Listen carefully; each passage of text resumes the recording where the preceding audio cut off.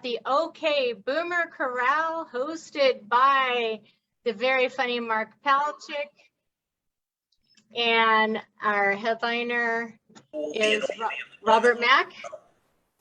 So and this only works up to moderate intensity. Hope you will mute yourself unless you are laughing at appropriate times. So very top.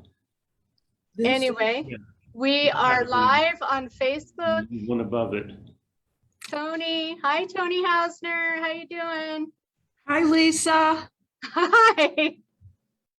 How are you guys? Okay, we're great. We're recording. Okay, so I'm just muting those of you who are talking, but you can unmute yourself so we can hear you laugh. The comics love to hear you laugh.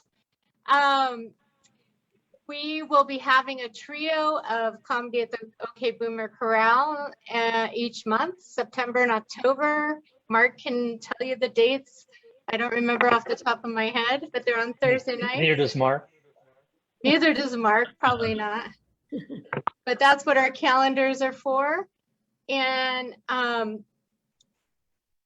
we have SSTCI, Silver Spring Town Center has many other events coming up, including an event that I host quarterly. It's our Travel Logs program where you share travel photos and stories, just a few photos, a half dozen or so, related to a certain topic. Yeah, right. Related to a topic. And this, sorry, I'm getting distracted with all the talking going on.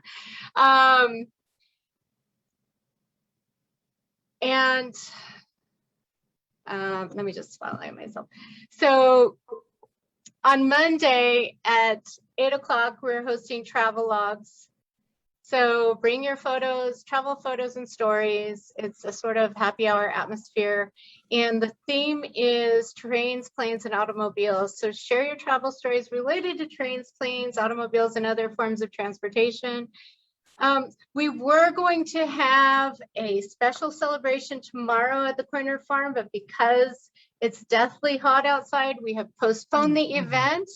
It's to celebrate the retirement of Ramberto Rodriguez and thank him for his 12 years of service as Silver Spring Regional Center Director. So please join us at the Corner Farm when it is much more pleasant weather in my birthday month, September. Join us Wednesday, September 29th at 4 o'clock at the Corner Farm. And on my actual birthday, Sunday, September 19th, we will have our 8th annual Harvest Moon Festival. And that will be a wonderful community celebration on Veterans Plaza, the 8th annual event, but our first one in 2 years. So come on out for that. We'll have a comedy tent there, hosted by Walter Gottlieb, who is performing tonight. All of our events are made possible with generous support from Montgomery County, United Therapeutics, the Arts and Humanities of Montgomery County, Maryland State Arts, and many others. And now let's get to the comedy. Take it away, Mark Palchik. All right. Thank you very much, Lisa. Thank you. And thank you for the Silver Spring Town Center for sponsoring this great evening of comedy. I hope you will all laugh uproariously and enjoy yourself. I intend to. We have put together a great roster of comics, all of which crack me up daily. And I hope they do the same for you. I'm going to be your host.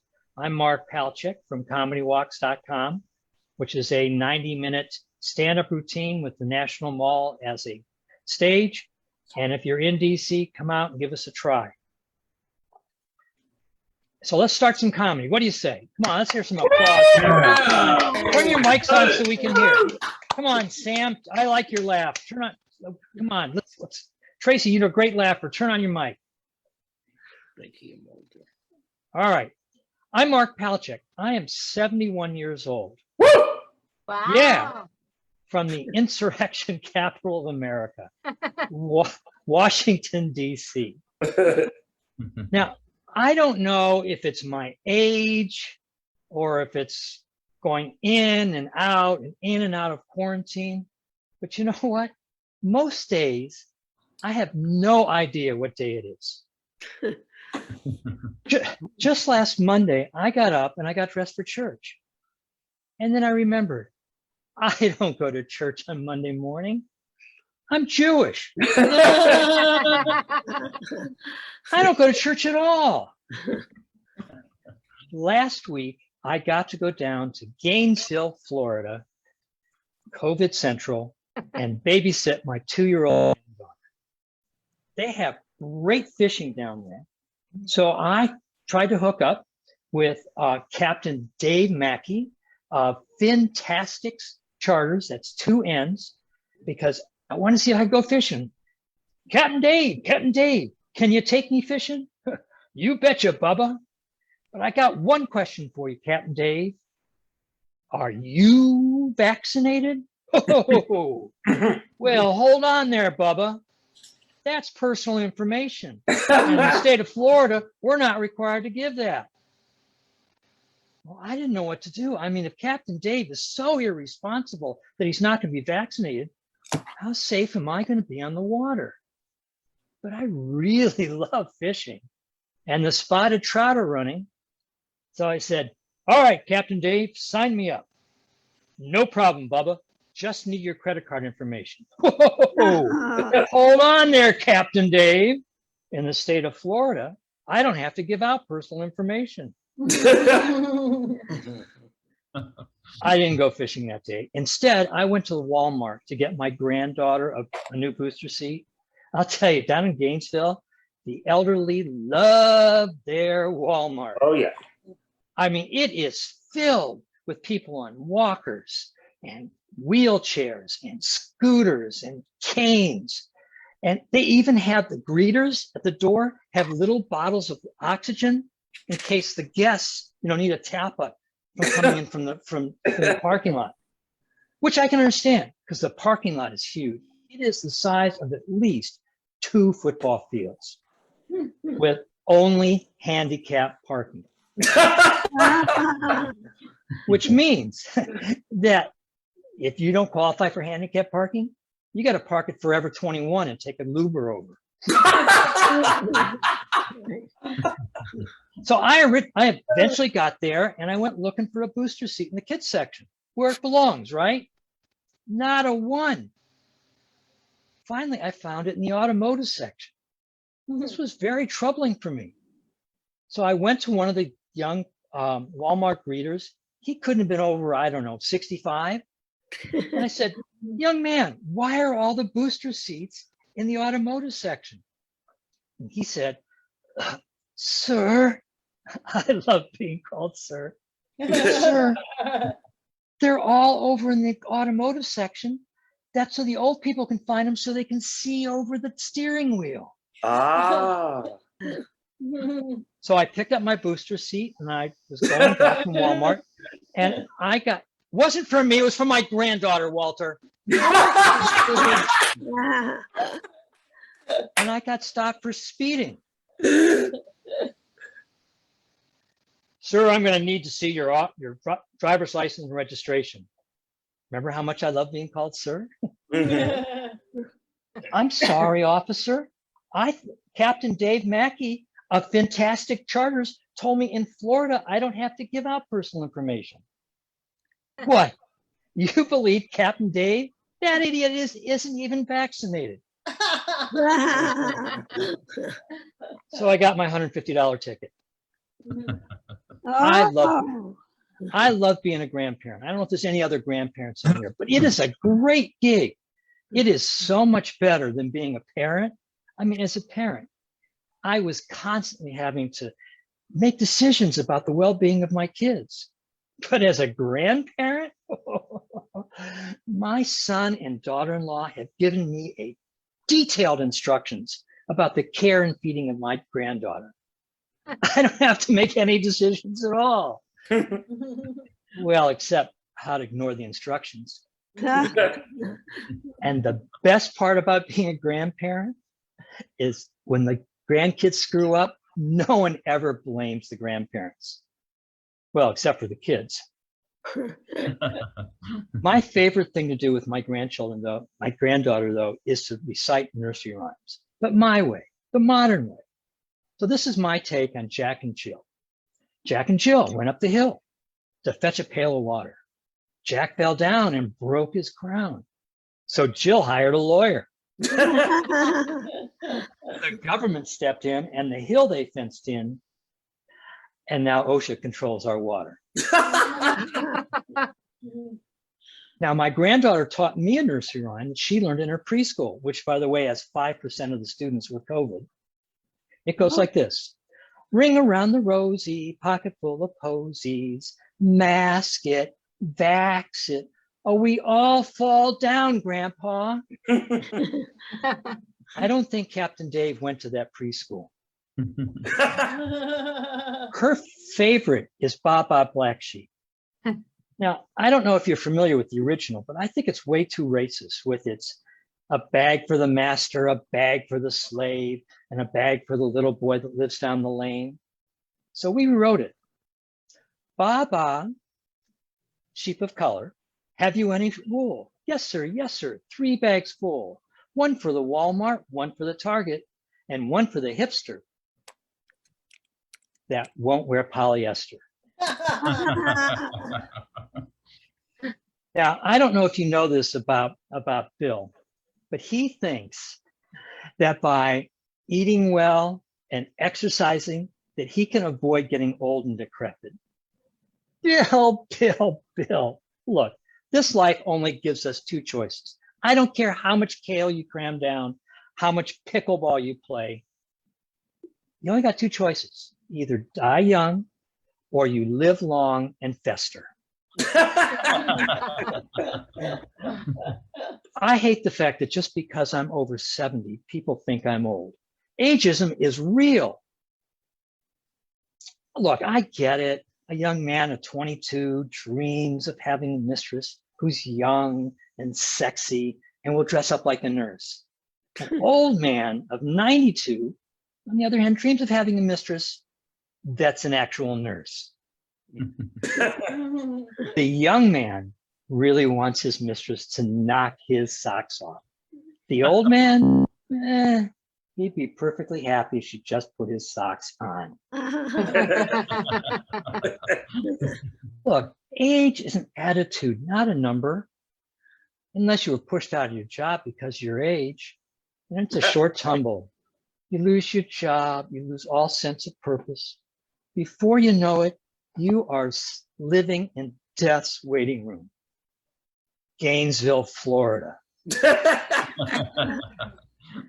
Personally, I don't think you're old unless your side piece is your night nurse and your spouse appreciates the help. And I'm not old. I walk my dog every day, twice a day for 2 hours. Should only be an hour and a half, but you know that dog stops every 10 minutes so I can pee. Thank you very much. I'm Mark Palchik. I notice a bunch of you are muted, and the other comics are much more sensitive than I am, so they really need to hear you laugh. So our next comic up is Bill Douglas. Now, Bill Douglas is the master of one-liners. He's smarter than he looks, and he's one of the few comics that has a day job that pays less than comedy. Let's give it up for Bill Douglas. Well, take a look, folks. Take a good look. This is 34 years of teaching middle school science. I know that's hard to believe with my boyish looks and my trendy wardrobe, but it's true. 57, hearing aids. I'm dealing with a declining sex drive. Unfortunately, it's my wife's.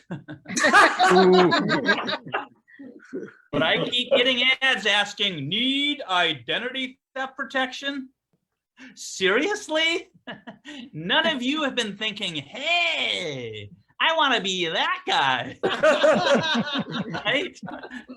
You know, you want my identity? Be my guest.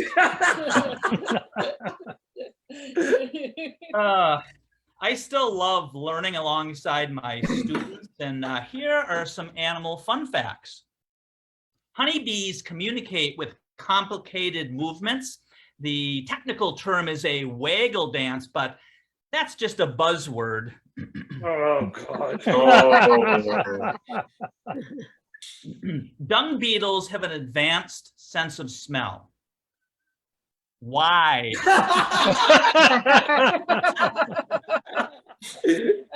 Dung beetles roll around balls of camel shit. They're not out sniffing Chardonnay.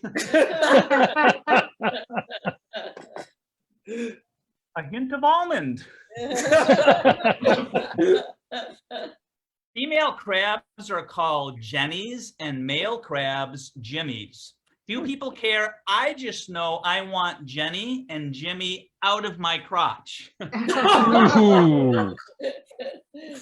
had a friend with crabs so bad he started walking sideways.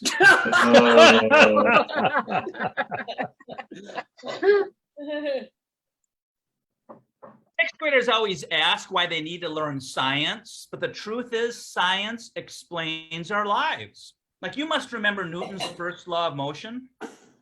A body at rest remains at rest until his wife notices the lawn.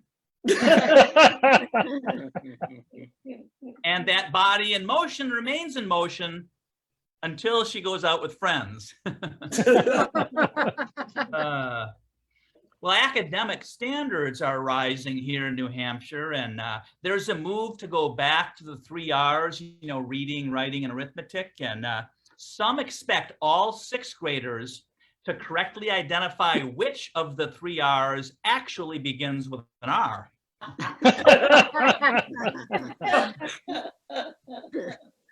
My job would be so much easier if I just changed my students' names to Alexa. Alexa, lower volume. Alexa, activate brain cells. Alexa, just copy someone else. Alexa, stop. So my eyesight's going. I think it's all these years of my students' blinding brilliance. Is this going to be graded? This is a fire drill. Mr. Douglas, when are we ever going to need to know this? Writing your name on your paper? You think you'll never file for unemployment? And yes, spelling counts. I even had a boy ask, Mr. Douglas, is it okay if I make a line graph instead of a pie graph? I can't do gluten. Well, then why don't you set up a bar graph, because I could use a drink. If children are the future, I support better birth control. No. I remember when I was in school, I was struggling with geometry and the teacher was helping me. And finally I just said, maybe I'm just overthinking this. And she said, trust me, that's not your problem.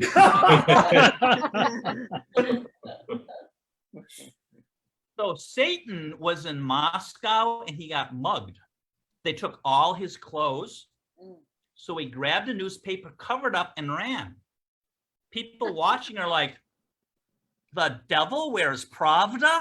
Oh, God. God. So last weekend, I met a childhood friend in Rhode Island. I drove 2 hours. He took the train 3 hours. I said, this is so exciting. We're finally trying that math story problem from 8th grade. He said, hey, let's solve for why. Why my ex left me. I saw a missing cat notice with the most miserable looking cat on it. It read, "Tigger's been missing 3 weeks. Please keep it that way."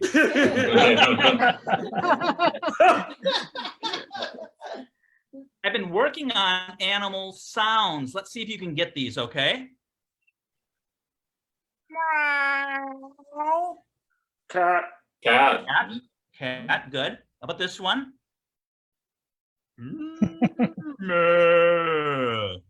Goat. Cow.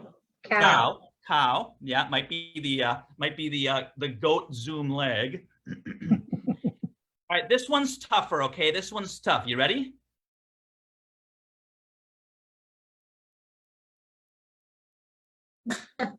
Giraffe. Turtle. Obviously a box turtle, not a painted turtle. There's a subtle difference. I was at a show last week and somebody goes, Mitch McConnell?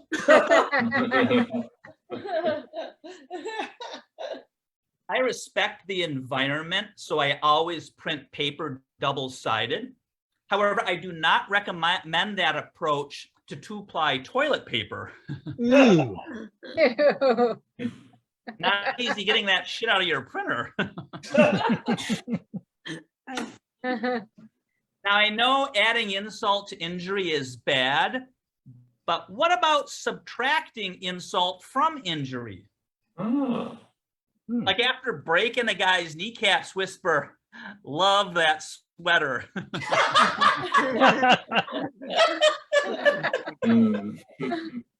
Took me a long time to realize my Uncle Bill was not bad at math. He was good at jokes kids didn't get. Like he used to say that Mother's Day comes 9 months after Father's Day. So my son was more into academics than sports in high school. In fact, he lettered in Scrabble.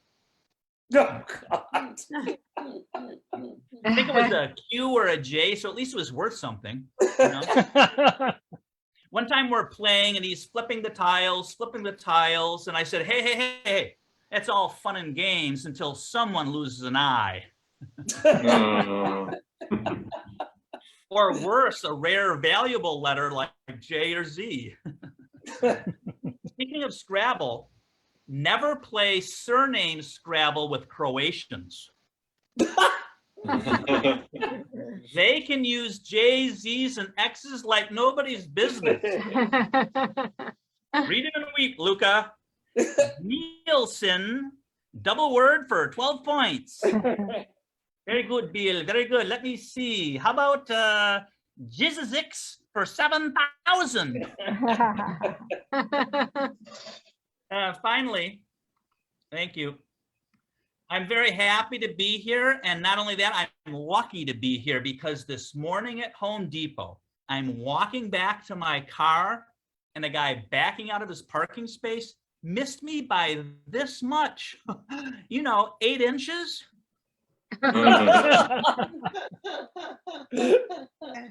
Can you imagine your last picture taken with a backup camera? That's the picture I want sitting in my coffin at the end. I look like a before picture for a plastic surgeon. Thank you very much. I'm Bill Douglas. All right.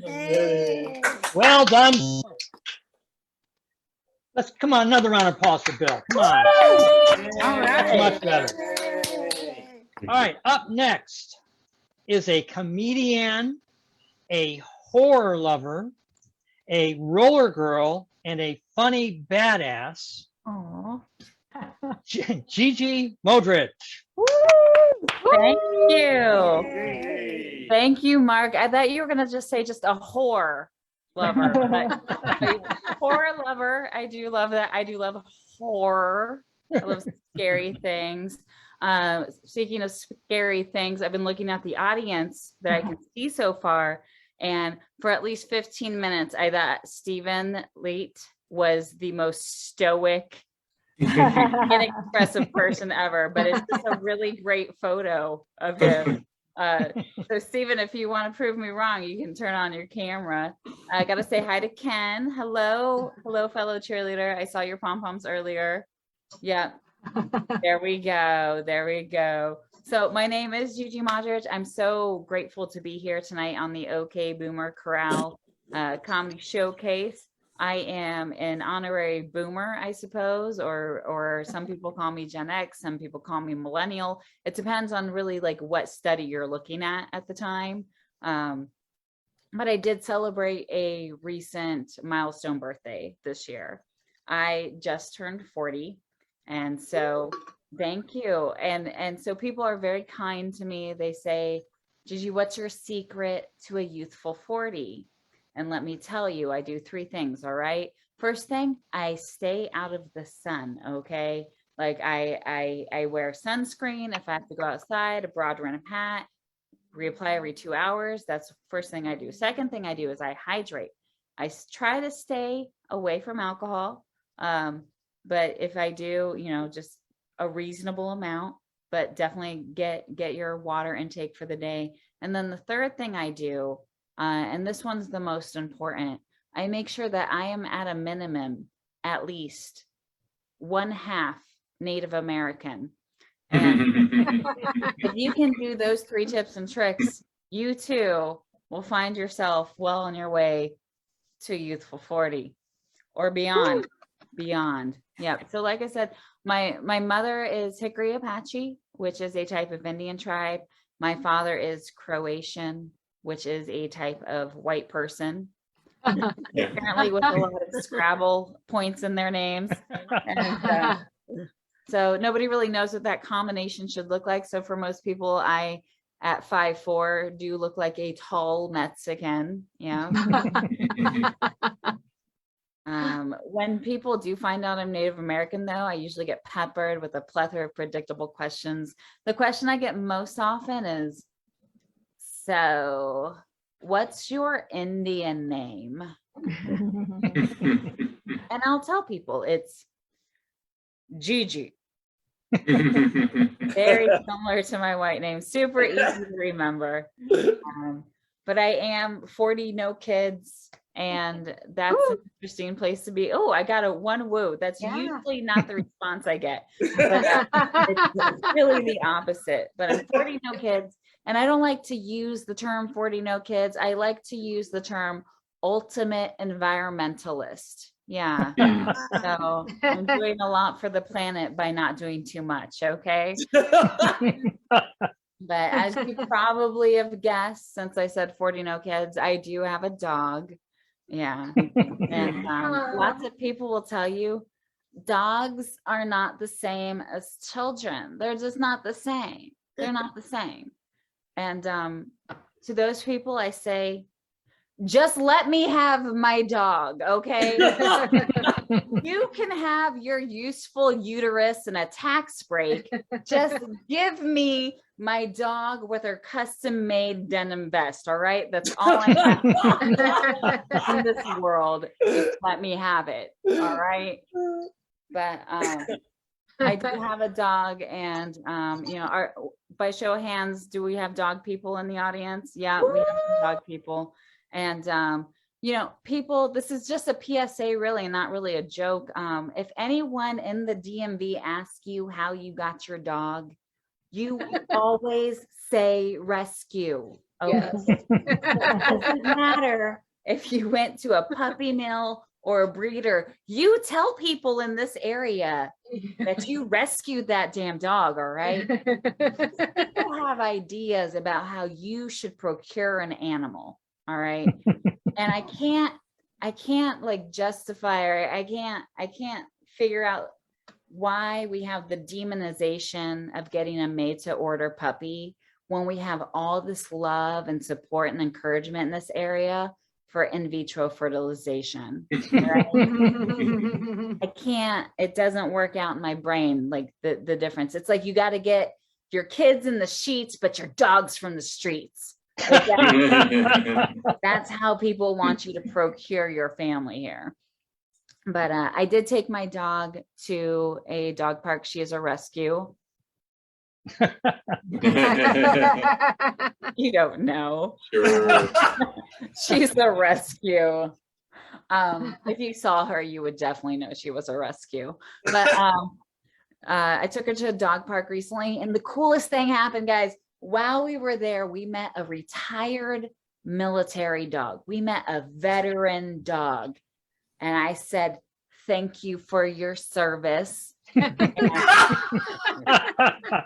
And you know, I looked at this dog and I thought, this dog is better traveled than I am. This dog is braver than I am. Quite frankly, this dog has had a better career. And then I started to wonder, do you think the military dog looks at the civilian dogs like they're cowards? Do you think when they're like playing in their little puppy pack, the military dog is like, what's that, Kyle? Because we give our dogs human names now. I don't know why. What's that, Kyle? You have to wear a thunder jacket because you're afraid of the rain. You know what I had to wear when I was afraid of an IED exploding? The corpse of my handler. And then Kyle was like, man, Sparkles got real intense after Iraq.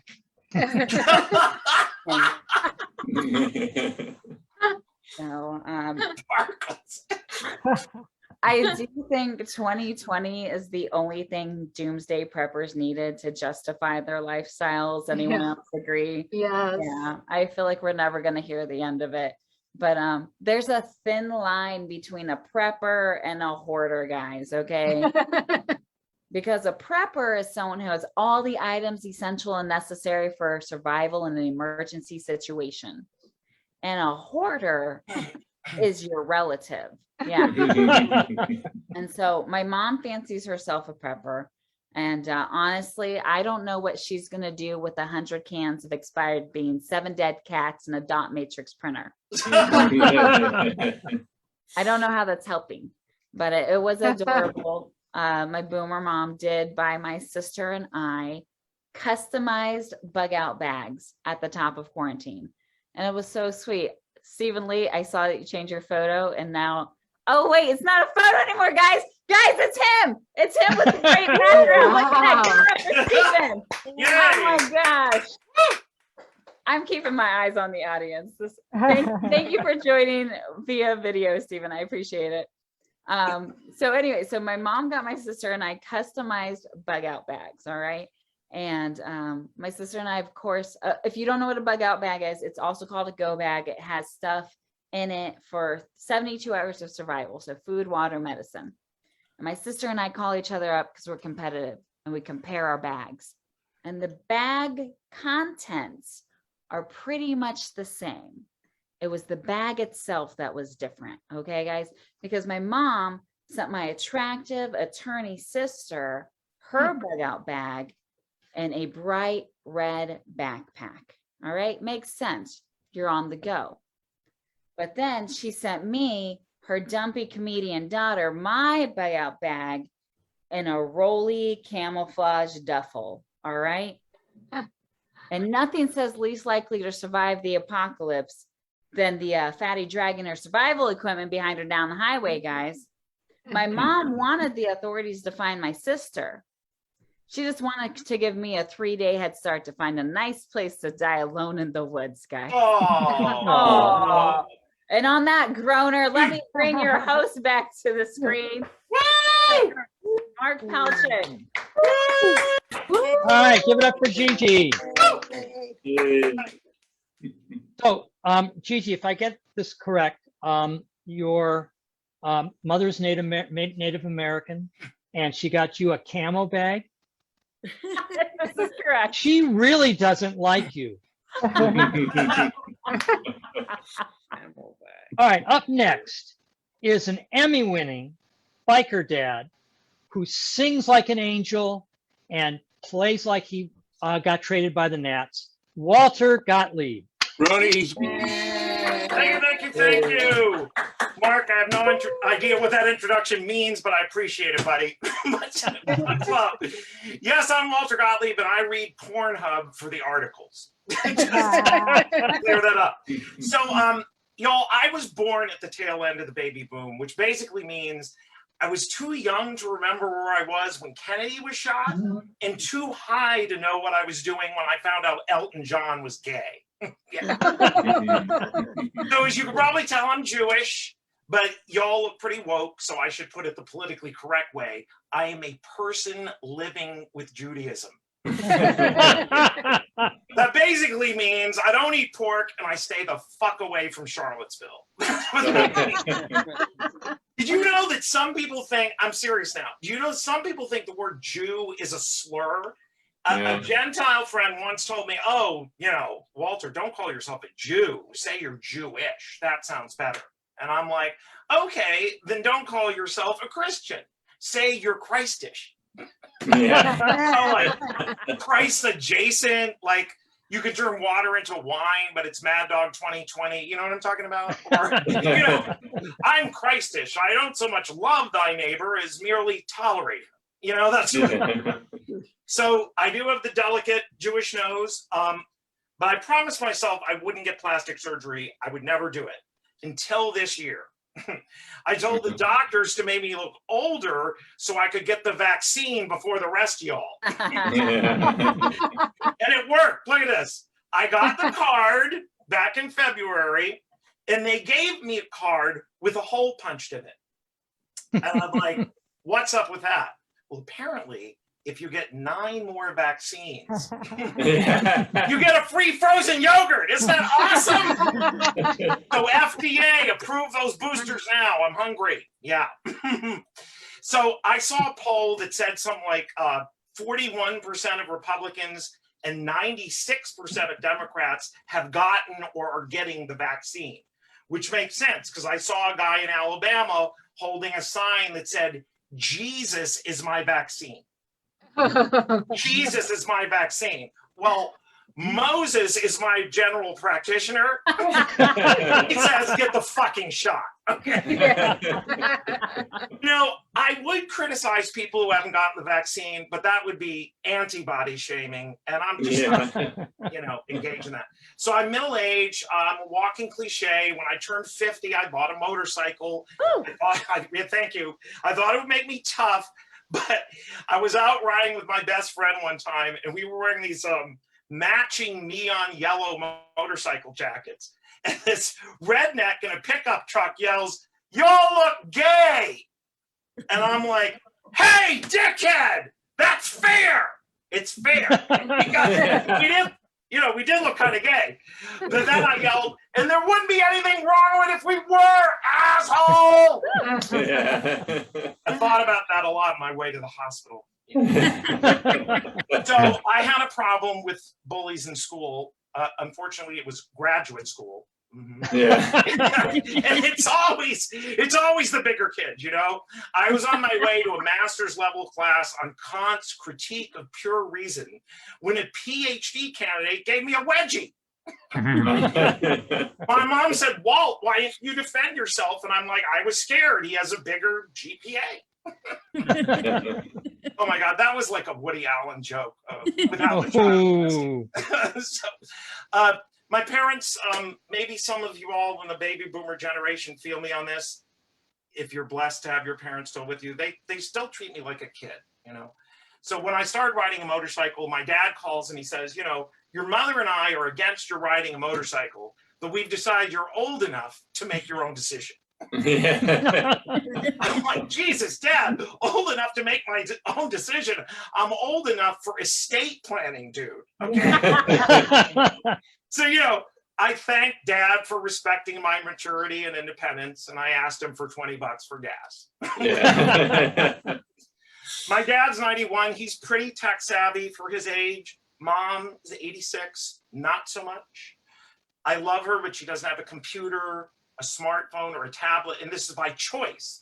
So she does everything by landline. Okay. And I do love her. And I don't want to say she calls me too much, but every time she does, my iPhone says potential spam.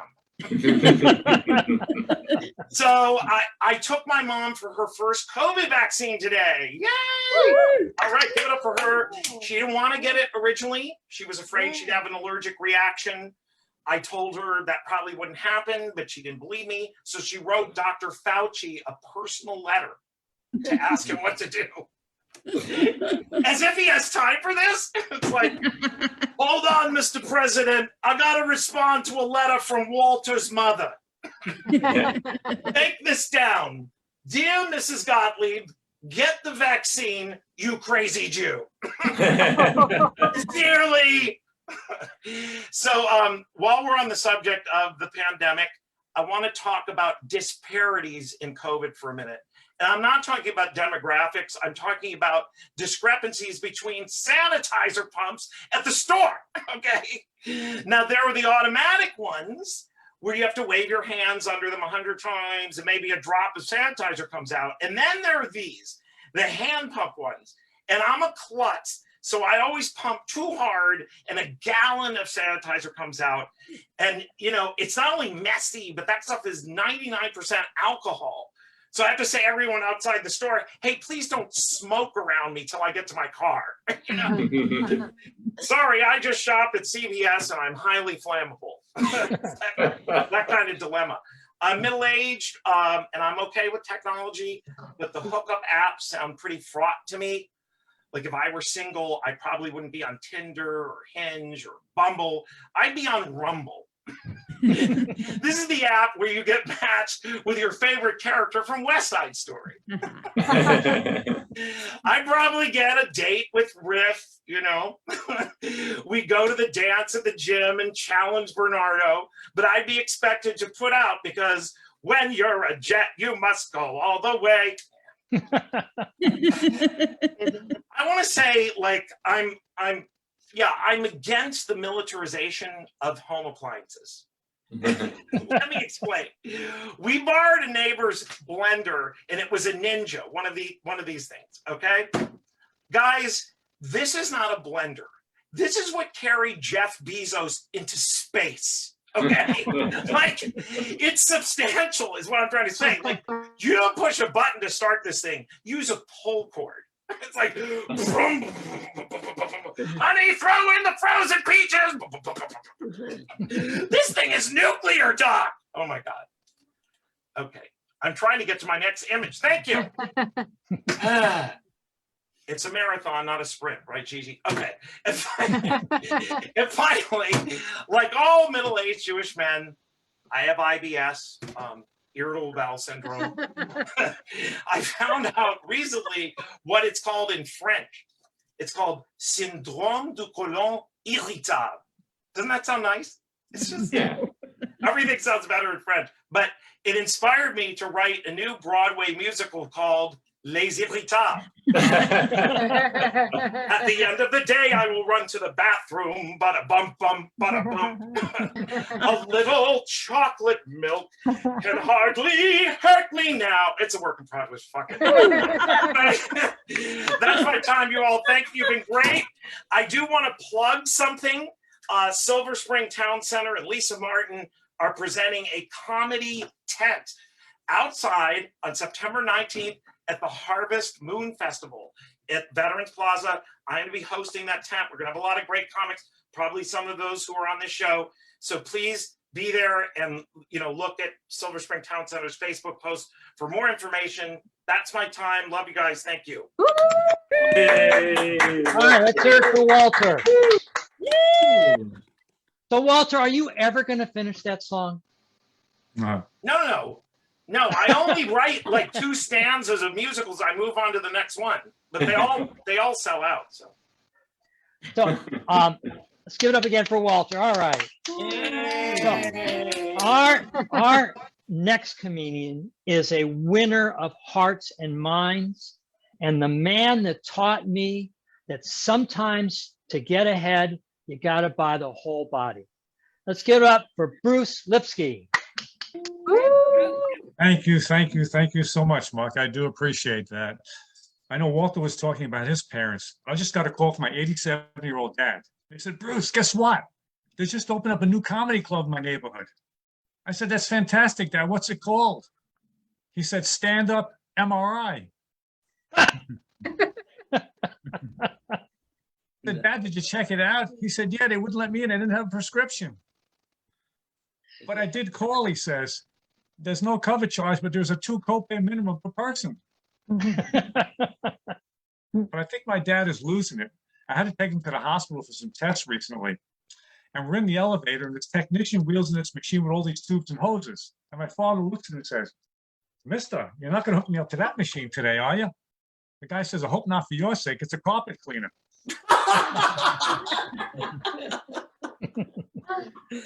But after the hospital, I took my parents out to their favorite restaurant, Friendly's. But there's never anything friendly about my parents when they go out to eat. They're lukewarm at best. They don't go to eat, they go to complain. So we're sitting down, my mother calls over the manager. She says, Mister, it's bad enough my eggs are running and my toast is burnt. But how come you don't serve coffee in those nice brown Friendly mugs anymore? The guy says, we stopped because people kept on stealing them. My mother looked at him and says, oh, that's a shame. I only needed one more to complete my set. Now I have a mother with a mugshot for being a mug thief. And it's so hard to take them out now. I've run out of restaurants. Restaurants are doing Yelp reviews on them. And it was their anniversary. So I figured I'd take them out to a favorite restaurant, a very, very fancy restaurant. So we're sitting down, and right away my mother starts again. She said, Bruce, this soup is cold, it's tasteless, it's disgusting. I said, Ma, that's the finger bowl. And when she got her food, she started eating. She slammed down her fork and said, this is the worst Greek salad I've ever eaten. I said, Ma, what do you expect? We're in a Chinese restaurant. I'm really starting to worry. I hope I don't turn into them. I just turned 65 years old. And I looked in the mirror. I looked like a rusted old 56 Buick. This body is totally shot out of alignment. My rear end is making funny sounds. My hoses are leaking. And my ball joints have all dried out. Oh. I said, oh, I better get Mako. Mako says, oh, no, you better get Medicare. I was at my doctor's office the other day. I said, Doctor, I can't get started in the morning. The only thing that starts up every day with me in the morning is my wife. He says, I think you should make an appointment at the Pep Boys. What's Rocky? He's AARP certified. It used to be in my house, if I had a leak, I'd call my plumber. Now I call my urologist. And he's $50 cheaper. I remember the old days. Mark and I used to go to Studio 54 in New York City. We get on that dance floor, we go bucks to move. I'm afraid to take my wife dancing. I may bust a hip. Every time my wife says, let's do the hustle, I'm afraid I'm going to pull a muscle. You said to me the other day, let's get down tonight. I don't mind getting down tonight, but how the hell am I going to get up? I'm starting to forget things. I swear my foam mattress has a better memory than I do. I'm at the stage in my life where I change the batteries in my nose hair trimmer more often than I do my TV remote. But I remember the good old days when I had a full head of hair. I used to use something to keep my hair stiff, a product called Vitalis. Now if I want to keep things stiff, I use a product called Cialis. I was also a photography buff. I remember I used to develop film using my Polaroid. Now at 65, the only thing I'm developing are hemorrhoids. Oh! But when you get older, you got to stay in shape. So I started an exercise program, but I only exercise between 3 and 5 in the morning. I run sprints from the bedroom to the bathroom. Yeah. My wife calls it my fleet of pee. The good news is I got my time down to the 6 seconds. But unfortunately, I only can hold my pee for 4.2. And my wife is a fitness nut. She takes goat yoga. Yeah, goat yoga. She finds it very therapeutic and relaxing, especially when the goat jumps on her back and licks her ears. I said, wait a second. When I tried that last week, you slapped me, threw me out of the bedroom. And now you'll pay a goat to do it? He said he's got fresher breath. Ooh. So yesterday, they allow kids in the class. She says, no, they only use adult goats. But I dated a lot of people before I met my wife. I even dated a very famous TV weather person. No, Mr. Douglas, it wasn't Al Roker. But the first time I got into it, was like a bad winter forecast. She was predicting 10 to 12. All she got was 2 to 4. Oh, Man, was she angry. Now I know why they name hurricanes after women. We just celebrated a milestone anniversary, my wife and I. 30 years of wedded bliss. what? No, wedded blisters. That's because she's been rubbing me the wrong way all these years. I got the calluses to prove it. But she's a lovely woman. I give her a lot of credit.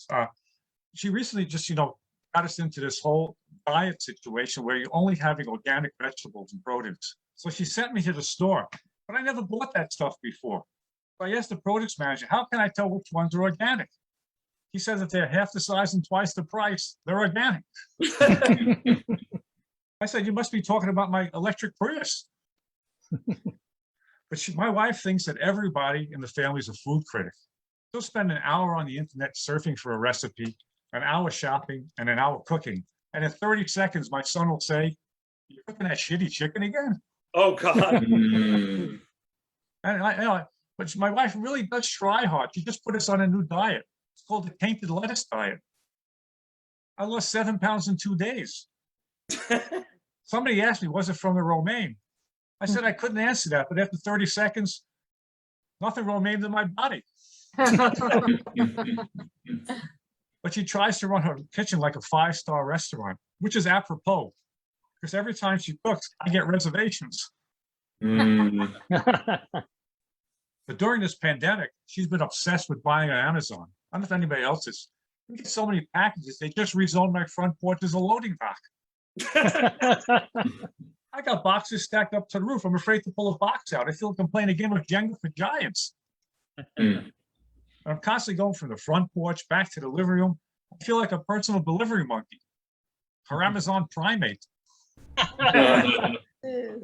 And the other day she says, Bruce, your birthday's coming up. What can I get you? I want to get something special. I said, how about a forklift? And we have the only house in the block that has valet parking for the FedEx guys. But I got really upset the other day. I saw a painting in big letters in the driveway, reserved for UPS. I said, what's going on over here? Then I realized I think she's having an affair with the UPS guy. Because every time he comes, she's always talking about how big his package is. And now she insists only on backdoor delivery. Oh. I know what Brown's doing for her. What's he doing for me? I'm starting to worry, is my fulfillment center really efficient? The other day, she handed me a package. It had construction boots, brown shorts, and a clipboard. So now anytime I want to have sex, I got to sign for it. This is making my family life miserable. The only smiles in my house now are the ones in the cardboard boxes. We do love doing things together. Broadway shows, nice dinners, the UPS guy. But bless her socks, though. I actually got sick with the COVID last year. I was pretty sick. So I was under quarantine. It was miserable. But in order to keep the passion alive, you know what my wife did? She took one of her Victoria's Secret black lace bras, cut them up and made masks out of them. Thankfully, she's a double D, or else it would have never fit over this Jewish nose. You should have seen what I did for her, my athletic supporter. And one other thing, Gigi was talking about pets. We had a cat for 23 years. And when this cat died, we got a designer dog. She spent $6,000 on this dog. Carries it around like a Gucci handbag. Except the Gucci handbag only costs $3,000. Doesn't even walk 6 times a day. And she named this dog Fabio. Yeah, Fabio. She dressed it up in silk pajamas and a gold collar. I don't name him Fabio. I call him Houdini. Which with 2 whacks of his tail, he's made my sex life completely disappear. Now sex is just a grand illusion without the handcuffs. You know how hard it is to perform when there's 4 legs, a panting wet tongue, and the smell of bad breath in your bed? And a dog? Thank you. My name is Bruce Lipsky. Thank you for listening. Well done, well done. So we've had, what, 3 Amazon jokes tonight? Is Bezos paying for this? I mean, I gotta wonder about the man. I mean, so everyone sees the smile, right, on his on when you get Amazon Prime, which looks like a circumcised penis. His rocket looks like a circumcised penis. Does this guy have issues? So coming up next, one of the best young comedy writers in the DC area, really funny, really phenomenal, my friend, Sofia Javed. Let's give it up for Sofia. Hi. Hello, everyone. Can you hear me okay? Yeah. All right. Hello, it's so lovely to see everyone. We are a year and a half into this pandemic, and I, for one, have given up on my goal weight. Yeah, I'm going to work on my goal height instead. Forget diets and exercise. I'm trying to get to 8'6". Now I'm going to keep my sugar addiction. And I do know that I might end up starring on an exploitative reality show on TLC, but I will reach that top shelf at the supermarket, damn it. I will get that fancy coffee. And I need that coffee because coffee is my drug of choice. I love the stuff. I love it so much that it's getting expensive. So I made a rule for myself. And my rule was that I can only make my own coffee at home, right? No more going out. And it's working, it's okay. But like, I really miss the experience. It's a whole experience, you know, it's not just the money. And I miss that experience. So here's what I'm doing. Every day when I make my coffee, I just mess up my own order and mispronounce my own name. This morning, for example, I made my coffee and then I was like, triple shot grande vanilla latte for Sofa. I was like, hey, that was supposed to be hazelnut and the name's Sofia. I was so mad I complained to the manager and I demanded a new drink, which just ended up being more work for me. So yeah. And then I went to the bathroom and of course there was no toilet paper. I still can't figure out why there was a line out the door. So yeah, what I'm trying to say is I haven't actually saved that much money because I realized something about myself. I am a lousy tipper. You should see my tip jar. Nothing but paper clips and hair ties in there. I guess I'm gonna have to start paying myself minimum wage one of these days. I am Pakistani, or as Walter would say, I am a person experiencing Pakistaniness. But I don't mind when people think I'm Indian. It doesn't bother me. It's all the same. You say potato, I say partition. You say tomato, I say Kashmir belongs to us. You say cashmere, I say polyester. I don't know, guys. I'm really just from Chicago. It doesn't matter. It is all the same thing. It's all the same anyway, because we all come to this country and we become the same thing anyway, right? Yeah. Middle Easterners. So here's the PSA, Silver Spring Town Center. Pakistan is not in the Middle East. And if you could please tell Fox News about that, I would really appreciate it. And if you really want to piss them off, tell them that Honduras is not in Mexico. I think they're working with some old maps over there at Fox, old maps. Pakistani, which means I grew up speaking a language called Urdu. It's a bit of a quirky language. I don't know if we have any Urdu speakers here. It's beautiful, it's poetic, it's literary, it's also a little quirky. Like, for example, in Urdu, we use the same word for yesterday as we use for tomorrow. Yesterday and tomorrow, the same word. It's weird, right? It's weird. Yeah. Walter, you look very confused. I was always very confused about that too. But then we got hit with the pandemic. And we started quarantining. And all of a sudden, this language made a whole lot of sense. I can assure you, my yesterdays and my tomorrows are in fact the same day. And if my ancestors were anything like my parents are now, I am certain that they heard they would have one word that had two meanings, and they thought, what?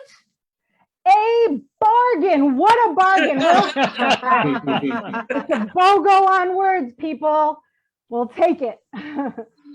So what I'm trying to say is, if there are any silver linings to this pandemic, it's that we have all become better Pakistanis, right, Walter? The other day, I finally asked my mom about this. I said, Mom, this is nutso bananas. Why do we use the same word for yesterday and tomorrow? It makes no sense. And my mother got very upset. She said, no more questions. I'll tell you tomorrow. I said, Mom, that's what you told me yesterday. I don't even want to ask who's on first. Being Pakistani also means that I grew up Muslim, or as Walter would say, I was a child who experienced Islam. And all that means is that I gave up on heaven. Oops, killed the joke. I gave up on heaven the moment I tasted bacon for the first time. Yeah, I tasted bacon and I thought, how bad could hell really be? Listen, I know it's hot down there, but I do love my bacon extra crispy. Now, listen, Islam is a beautiful religion, but in my defense, it's very challenging. It's very difficult to be a good Muslim because the top 3 cardinal sins in Islam are drinking alcohol, eating pork, and having extramarital sex. Murder comes in at like 8 or 9. But the top 3 big ones are booze, bacon, and banging. And that's what I call my Friday nights. After all, 2 out of 3 ain't bad, right?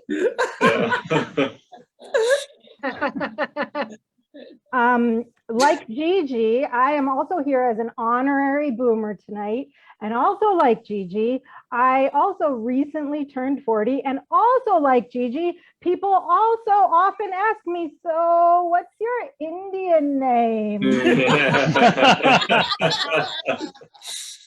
My 40th was not quite as recently as Gigi's, but we're not counting the pandemic year, so it was basically yesterday. And a funny thing happened when I turned 40. Just 2 days after my 40th birthday, I accidentally entered into a romantic relationship with a 27-year-old. Oh, Thank you. It was a total accident, but there we were. He was a very bright young man, lovely young man. He was smart. He was woke. You know, I almost didn't realize how young he was. Almost.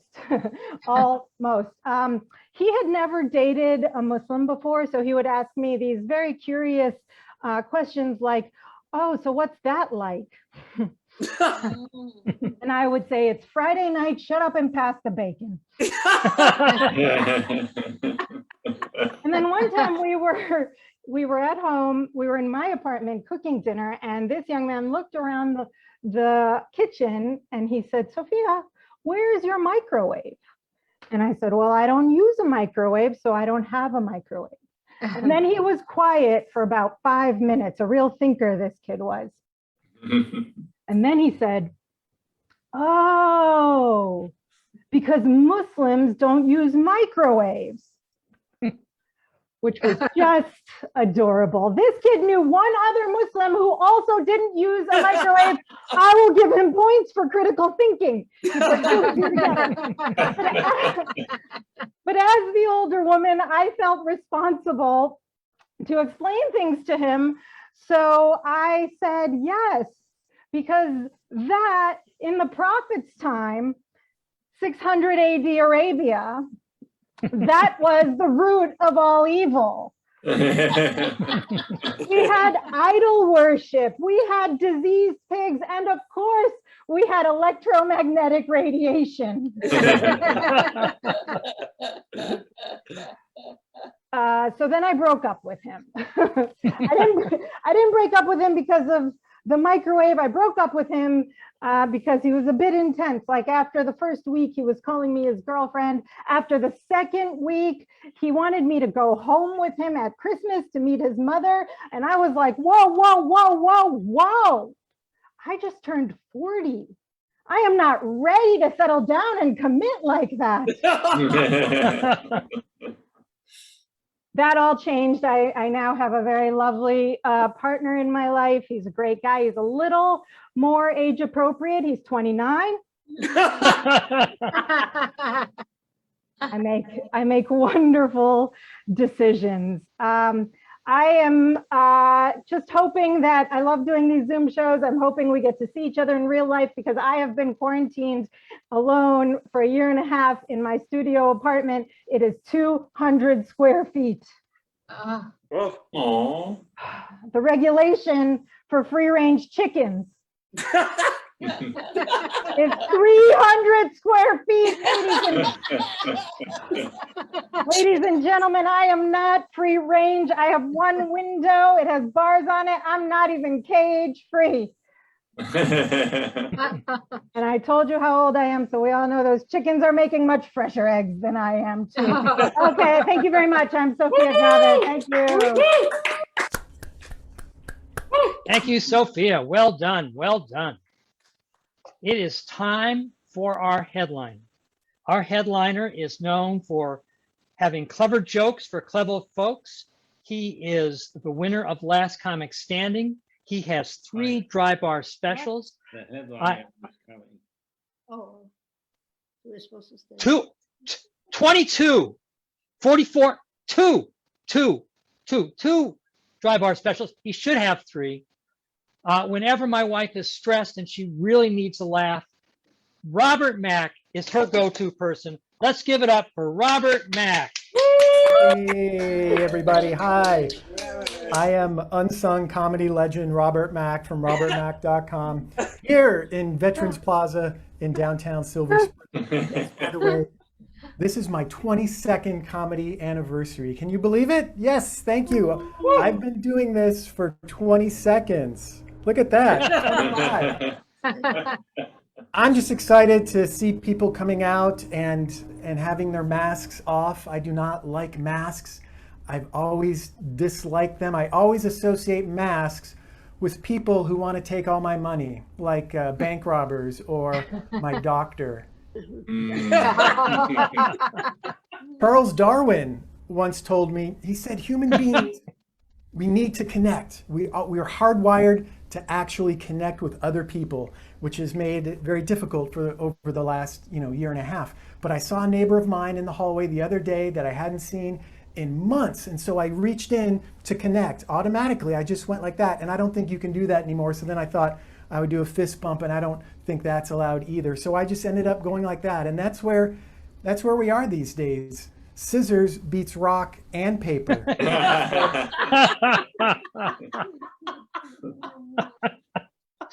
All righty.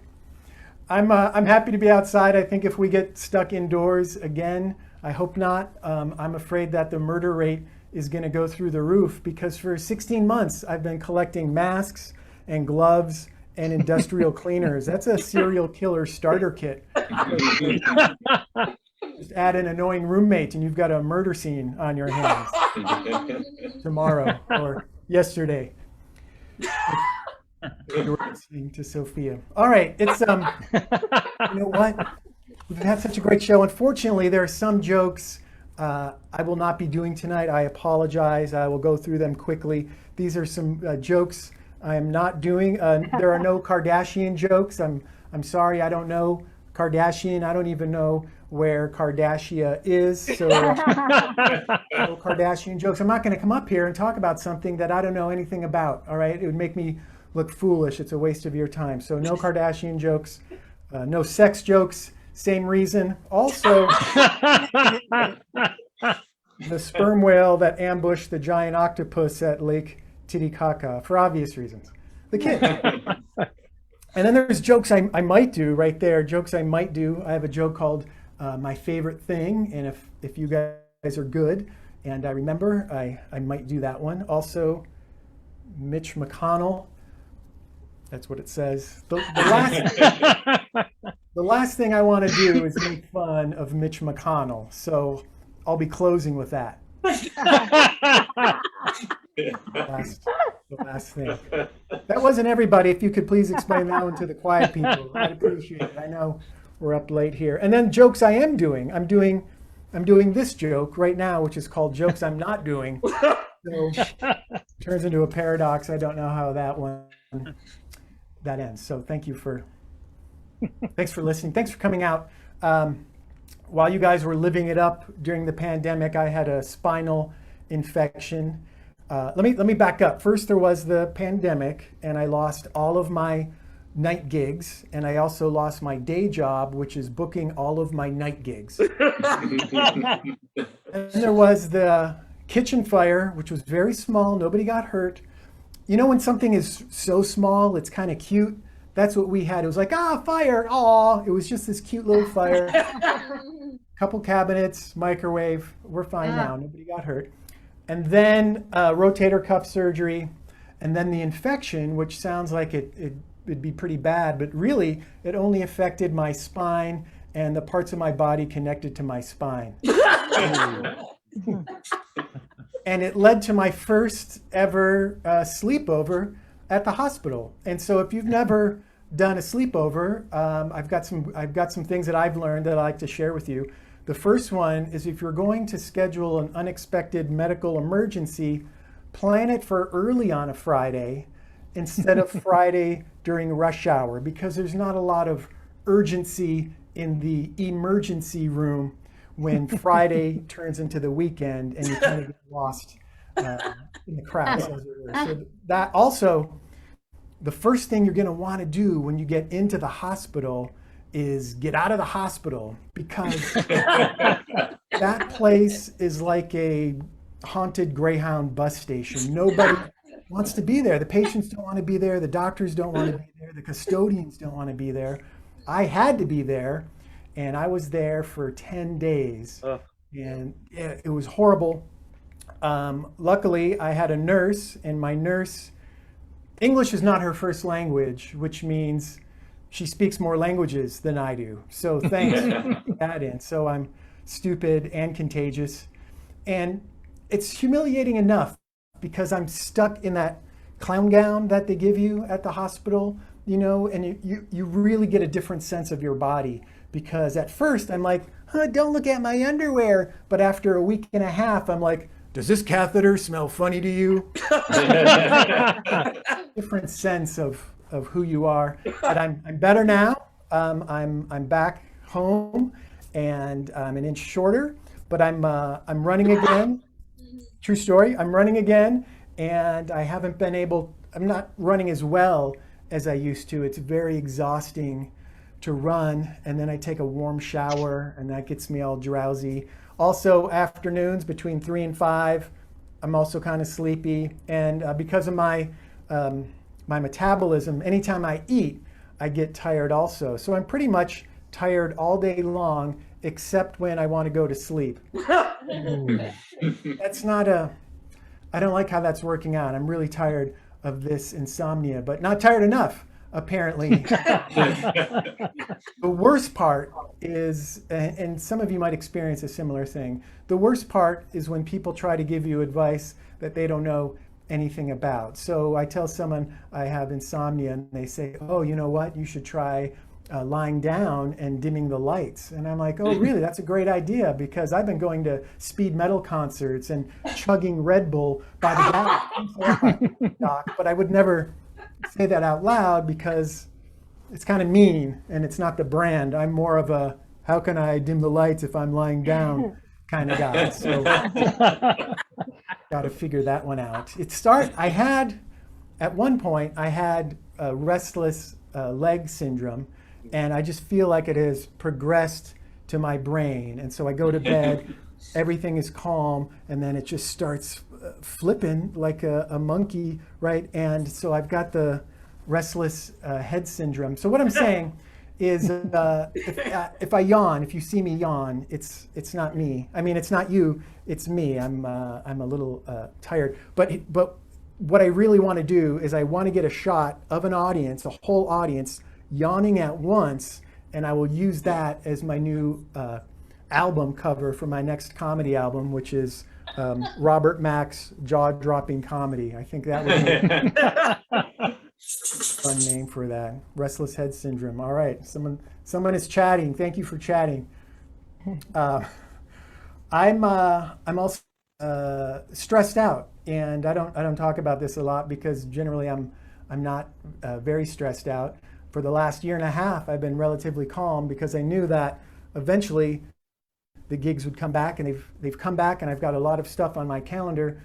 But I'm afraid now, what I have anxiety about is that these gigs are going to cancel because they're unsafe. Like I've got this kissing booth gig in Miami. So I'm afraid that one's going to go. I blame the news more than anything, and that's why I've stopped watching the news. It's the worst show on television. Who writes this stuff? It's been on forever, 0 Emmys, gets renewed every season.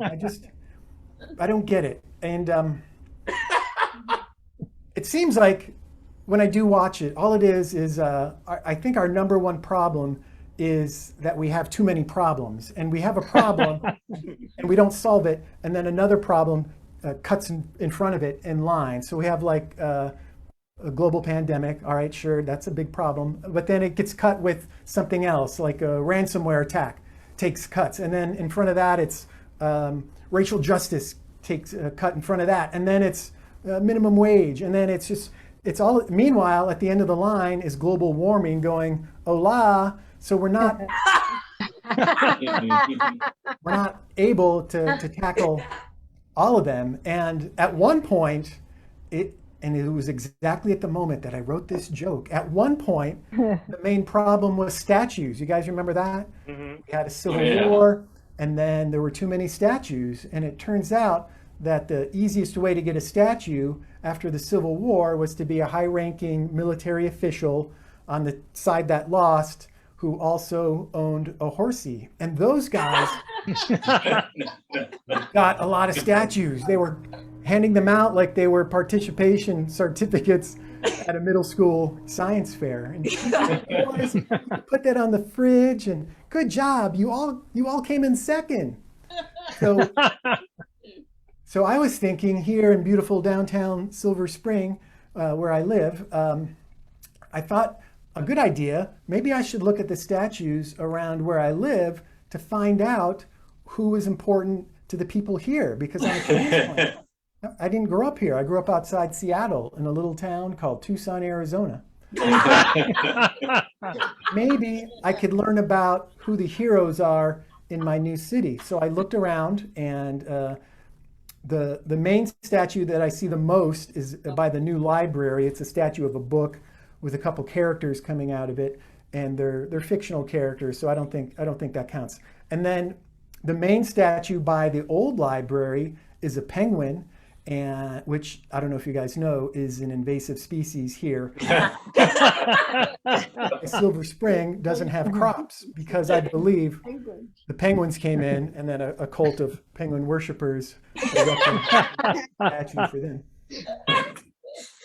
And then as I make my way to the station, there's one other statue I see on a regular basis, and it's a guy with a miner's hat and a big sign. I'm not going to read your stupid sign because I know what it's going to say. It's going to say, this guy and other miners just like him laid down the tracks that connected Silver Spring to the capital. And eventually that became the Red Line, which I call the Comet because it comes once every 78 years. But it turns out I was wrong. It could happen. I was wrong. I read the sign, and the sign says this guy wore a miner's helmet because he was a town drunk, and that was his favorite helmet. He had boots on his wrong feet, and he stumbled around, and we decided to honor him with a statue. And to me, a statue for a drunk guy really isn't very progressive, but I figured it out. The problem is, and by the way, this guy was born more than 100 years ago, and the problem with statues is they last longer than the public's memory, and nobody knows this guy. So I was thinking every generation should be able to create their own statues, and if somebody from the past isn't important, then we get somebody, get a statue to somebody who's more important to the current population, which is why I'm inventing temporary statues.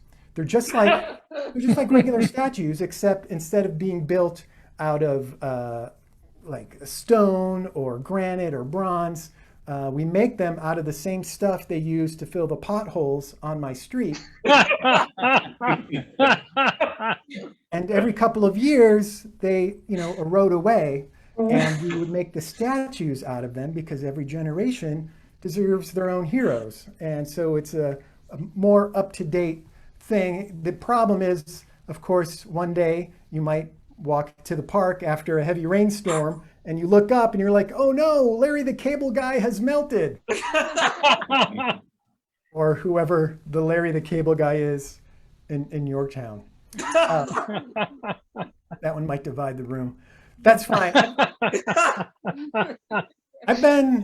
We're once again, we look back to where we were a year ago, and we have the same problems. We have the same number of infections every day. The country is split the same way. I've been alive for my whole life, and I've never seen our country so polarized. If I came out here and said we live in divisive times, 50% of you would say it's pronounced divisive. That's how bad it is, and it's not just masks or politics, you name it. Sports. There's a bunch of people who say that Tom Brady is the greatest of all time when everybody knows it's Simone Biles. All right. Or that's science. There's a group of people who say that the planet is round, and we're not going to argue with you because we're smarter than you. And then another group says the planet is flat because we're looking at it, and they're not going to argue. And so it's my job, when you're a professional communicator, of which being good at, I am one, them guys, it's my job to try to get people on the same page, which is why I believe maybe the planet is round and flat, like a pizza. Right? That's why the outside is called the crust. Come on, people. These don't write themselves. Problem is, everyone in our country, we're allowed to believe whatever we want, which is great. It's what makes America great, and it's why I chose to be born here in the first place.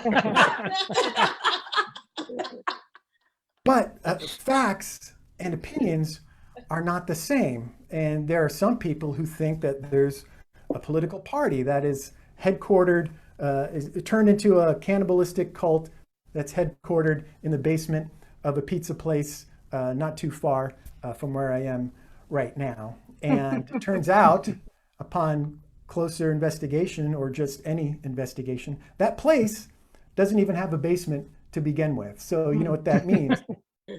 I ate all those babies for nothing. Oh, not for nothing. Look how healthy my skin is. I'm a big fan of science. I follow it religiously. Charles Darwin told me, he said that human beings, we have the same biological drive of all creatures, which is to survive and propagate the species. And obviously a lot of us are trying to survive. Some of us appear to be trying more than others. I don't know. But if if you've tried to park at a Whole Foods, you've seen that there are a lot of us. We are probably the successfulest propagators on the planet, so much so that we're killing the planet which we need to live, which again, bad idea. Rule number 1 of being a parasite is do not consume the host. All right? Right.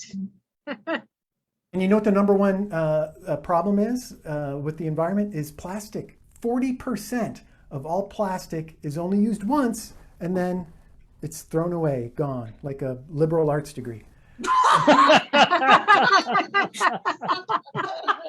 Here's an idea. Okay, here's an idea that we can do to save the planet a little bit. And it's very simple. If you see somebody who's not recycling, or somebody who leaves the water on while they're brushing their teeth, or somebody who feeds plastic straws to baby dolphins, if you see somebody who does that, just don't mate with them. And then that way we can breed those traits out of the gene pool. So don't mate, don't date, don't procreate, don't replicate, don't copulate.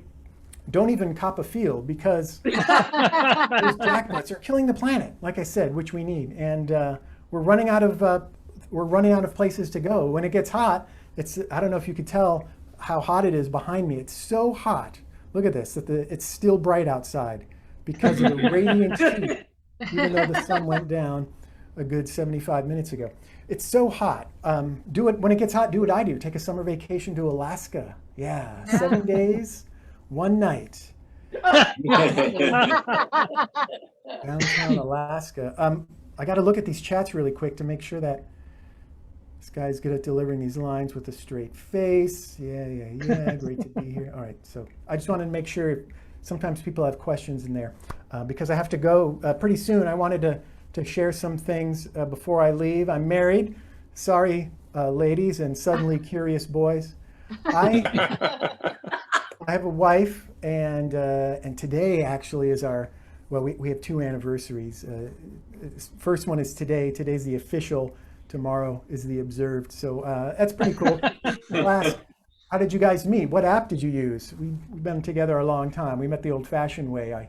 I plundered her village, and then she asked what kind of horse I rode. My favorite thing in the bedroom is when she puts on her nurse outfit and leaves for work without waking me up. Anyway, I want to do some jokes here before I go, so give me 60 seconds on the clock. And go. How many landlords does it take to screw in a light bulb? None. Also, she won't fix the sink. Next time you get some round-trip airline tickets and they ask what your final destination is, say here. It's a round trip. I don't have time to explain all of these. I wish I was the guy who invented hotcakes, because you know how well those things have sold. Yeah, like wildfire. Pass. Do you guys like the rapper 50 Cent? Because I just bought 2 50 Cent CDs at the dollar store. Show your work. On Gilligan's Island, if the professor and Gilligan had a baby, I would be that baby. My recently divorced chemistry teacher says alcohol is a solution. Show your work. I went to a dyslexic masseuse, really rubbed me the wrong way. And finally, Harvey Weinstein, Bill Cosby, and Mitch McConnell walk into a bar. Ooh. Do not go to that bar. And before I go, I just want to say that if you guys laugh, it's nice to be able to perform again. And if you guys laugh and leave here feeling better than when you arrived, then you owe me money. So you can please send some to all of us, and hang out after the show. I'll shake your hand. And that's it for me. Thank you. Let's send it back to our host, Mark. Outstanding. Thank you very much, Robert. Thank you very much, Robert. And let's give a round of applause to all of our great comedians. Bill Douglas. Yay. Gigi Modrich, Walter Gottlieb, Bruce Lipsky, Sofia Javed, and the great Robert Mack. Woo! A couple announcements. So first of all, please join us for the next comedy at the OK Boomer Corral on Thursday, September 9th. The one after that is also on Thursday, October 14th. Let's see. Then join us back in September, live in person for the 8th annual Harvest Moon Festival, Sunday, September 19th. Is that your birthday, right, Lisa? Yes, it is. So happy birthday, Lisa. And so Walter's going to be bringing the cake and hosting the Stay Cool comedy tent. Of course, Walter can't cook, so we'll have a problem there. Again, thank you all for coming. Have a great evening and keep cool. And if you know somebody that's not vaccinated, stay the fuck away. And thank you to Mark Palchik for hosting Comedy at the OK Corral. Thank you to everyone who joined us and all of the awesome comics. Stay Thank cool you. out there, everyone. Thank you. Bye. Thank you. TTFN. Bye.